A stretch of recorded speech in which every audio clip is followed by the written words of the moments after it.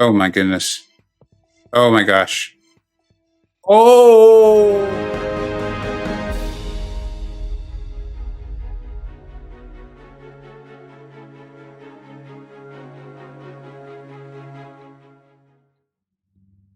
Hey, so we'll get to the big damage numbers in a minute here from the test stream, but first I wanted to show you two quick fights from the Sida quest, the Hades quest here, and I'm using the tactic that KT1 talked about here. So I'm using the synergy with regular Ghost Rider that makes that first buff, I think it's increased it by I think 50% or for a decent amount of time. Immediately gets you to that L2, you can parry, start your heavy and trigger the L2 for the massive buffs there, and then you're seeing the damage that he's doing just from basic attacks, where it was 7,000, 11,000, and this fight is absolutely over. So I think KT1, as usual, was really onto something there for these fights where you're evenly matched or maybe slightly overpowered there. This is an R2 Cosmic Ghost Rider. That's more than enough. We're going against this boss here with a little bit added layer of difficulty because of the evade of Stealth Spider-Man. And you know, you're going to see the huge damage numbers here at the end and even in this. And there's still so much testing to do. Definitely at scratching the surface with this guy and whether he can truly be used in these complicated nodes and things. And watching some of the videos there of Karate Mike and Legacy, I'm seeing that sometimes with these complicated nodes, he just overpowers it. So it might not be so much about making sure that you fit into what the node is doing as much as it is how quickly can you get out these huge damage numbers. You know, keep in mind with the stream stuff you're going to see in the next two fights, we're just going to see like, hey, how big can we get his damage? And a straight up like a straightaway highway, how fast can we get this car going? What you're seeing here in these two fights, I think, is more how can we utilize him? How can we quickly get into the big damage numbers, as opposed to just looking for those huge, amazing, and very fun big damage numbers. You can see that the evade from Spidey caused a little bit of difficulty here, but it really wasn't too much. We just used the SPT. We're 42 hits in, 41 hits in, and this is over, right? And so, yeah, enjoy. I know I did. Definitely easier than Torches. Like I said, there's a lot going on with Torches, and even if the first 3 shots are like visual, you then just have to go back as soon as you can.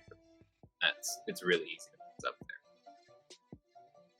Cosmic Ghost Rider is just like, you know, 3 shots. So as soon as you have the timing, it's easy. And it sounds like you just instinctively got the timing right. So there's that.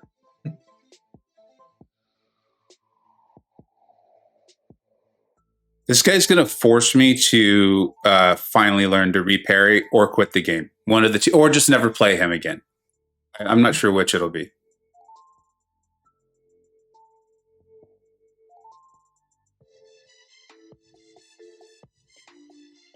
Talking about Winter Soldier? No, Cosmic Ghost Rider. Because of that whole like desire to not trigger Dex. Did I already trigger the power gain? I did. I forgot which rotation I was trying to do here. Oh my! I see what you mean. Yeah.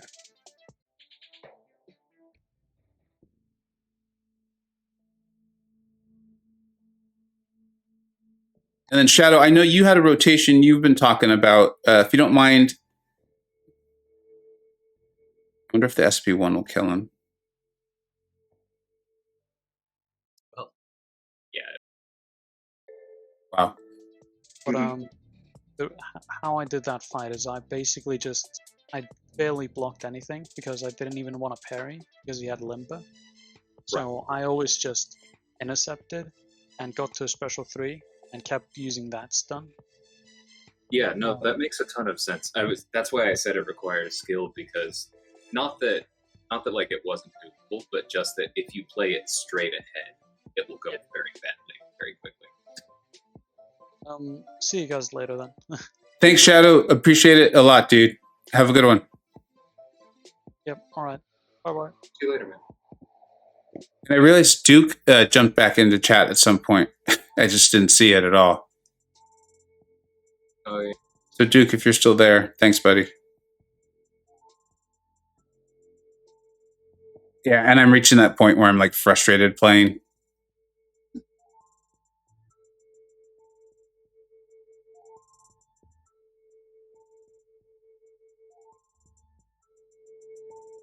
Well, yeah, going back to those WoW videos with Realm of Legends, I was always like I know I could kill you faster with Hyperion if you would just try to hit me. Yeah, seriously, right? This was with like Emon and Wiz and all that.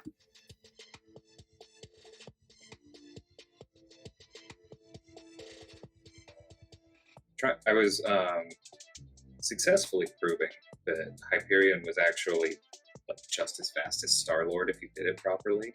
But So what I'm wondering there is, because I'm able to trigger this, the reason I keep bringing it up, I'm like, dude, I'm able to trigger the power gain again. Is should I be trying to heavy again there before I throw the second SP3? I think so, yes, because you want the aptitude up again. If the aptitude is actually, even if the aptitude is up,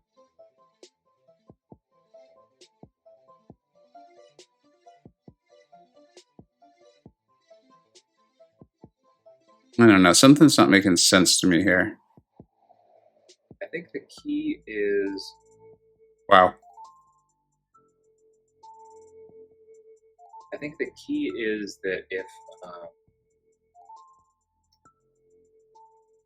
if you're basically you want to try and keep in mind what you've thrown, and when you get to 4, you want to throw as many as possible in quick succession. Right? Well, so this is easy to test, right? So I could trigger the power gain early, wait for it to go off, and then just see if I can trigger it again, right? Well, until you hit 5, you won't. But what I'm saying is that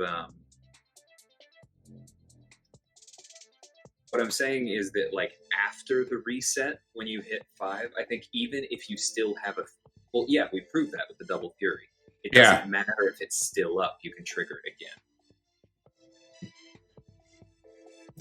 That's one fight I would love to see from him is the Mysterio boss. Like, he's nerfed now, and the armor break immunity would have been a big problem for him because you probably would have eventually got poisoned. But now that that's not an issue, it'd be interesting to see him against that, because then you would be doing a different rotation where you save the medium until you can push him to his L2, and you would want the medium to be the like 5th, 6th, or ideally 6th or 7th, because then you would have a super long vigilance and you could just ignore his whatever the illusion gas is called. Okay. Did you see that though? I just triggered the dexterity twice, and it gave me two the charges or whatever they're called, 2 judgments. No, I didn't see that. Yeah, that was. I think there's something else here. Okay, so we're at 5. It's about to reset. So now you should be able to do anything. So this is what we were testing though. Is for the second Fury doing that heavy cancellation thing. Does that somehow helpful? And then now I'm curious if I'm going to. The aptitude is definitely helpful, yeah, because it'll make the second Fury stronger too. Oh my gosh! And you should still have the power gain because you didn't do it. But now it's your 5th one. Oh my gosh. Oh my gosh. Oh. Yeah, and that's because you got the what was that? That was everything. So that was all, like, everything you guys had said, and then being like, again, I realize you guys had probably been telling me this, but I was like, no, I can trigger the things again. Like, oh, that was the cruelty. Yeah. That's what that was, because you still had. Did you have 1 or 2 aptitudes? I don't even know anymore. It's all one big yellow buff. You had at least 1 aptitude up, and that was your 5th one. So then you had the cruelty for the whole thing. Yeah, that's. Whew. It's complicated. Dude, he really is. I hope you either learned something, were entertained, or even better, a little bit of both. Don't forget to like, subscribe, and follow on Twitter at VegaGaming583. Thanks so much for watching. Take care.